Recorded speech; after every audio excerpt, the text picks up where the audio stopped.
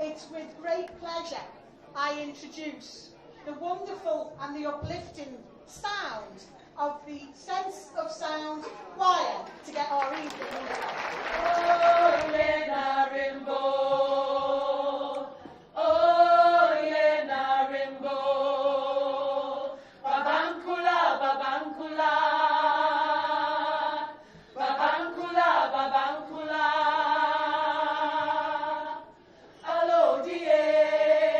Allo die, gamata, kudimie. I think I'm being given the nod to say it's time that we give a great big Liverpool welcome to Dr. Maki and Mrs. Tukwini Mandela!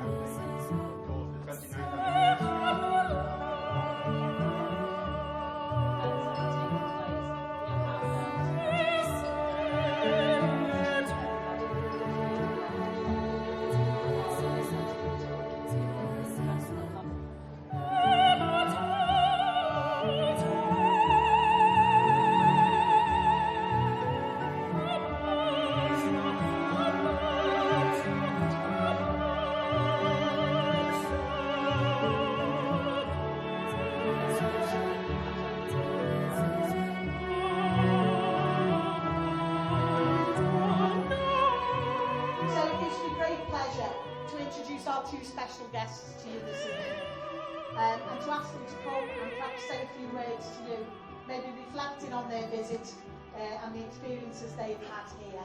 So please welcome again Dr. Maki Mandela and Tukwini Mandela.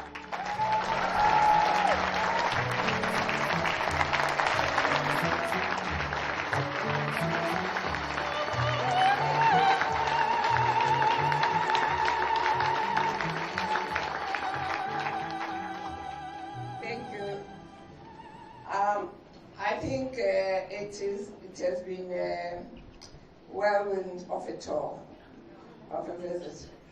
But I want to first thank Liverpool for supporting us during the dark days of apartheid. I know that there are lots of sacrifices that were taken by many people, some who have passed on. But I want to say, as Mandela's progeny, we are deeply grateful. But what I want to stress is that my dad could not have done it alone. And he always stressed that it was the we who fought for the liberation of the people in South Africa. So as we build monuments to him, it should be a monument to honor and celebrate the lives of other unsung heroes and some of his colleagues who were in the struggle, and I think that's very, very important.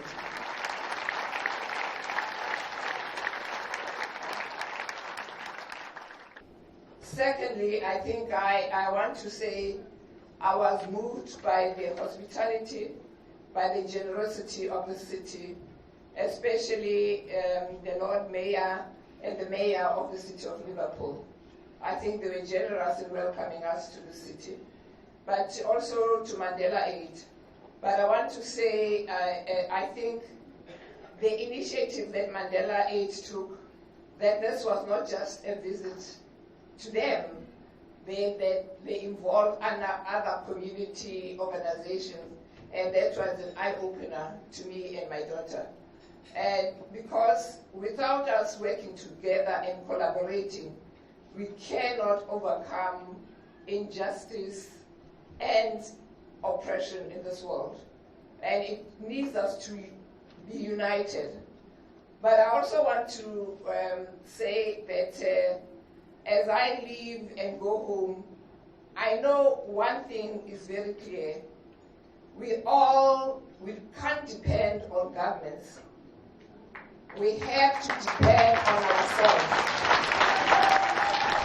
In my little years of being alive and looking at history, I know that politicians really change paradigms, change the world. It is individuals like you starting at an individual level to change. If we want a better society, we have to start at home. That is very important. It is the lessons that we teach our children.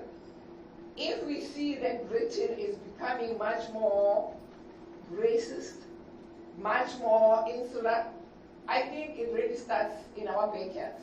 That's where it starts. And I think for me, it's little acts of kindness that we do on a daily basis that really goes a long way of changing this world. So I want to encourage Liverpool that the same spirit that they used to help us in South Africa to bring down the apartheid regime is the same spirit that they have to continue to still fight the vestiges of racial oppression in this city.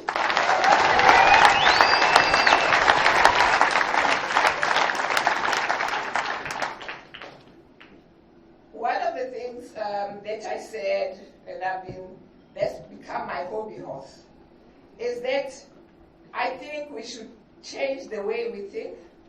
We should change the language that we use.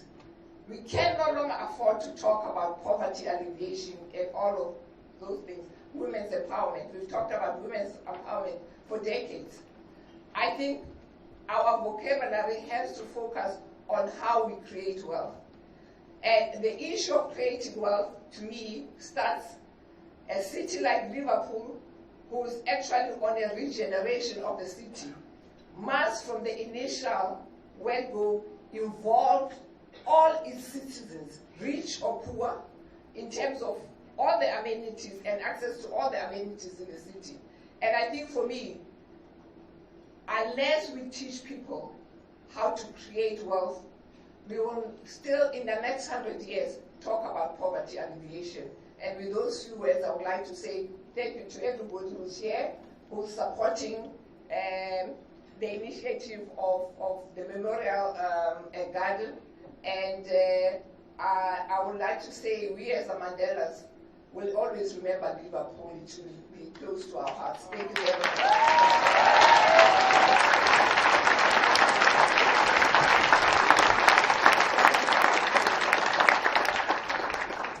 My mother has said everything that I wanted to say.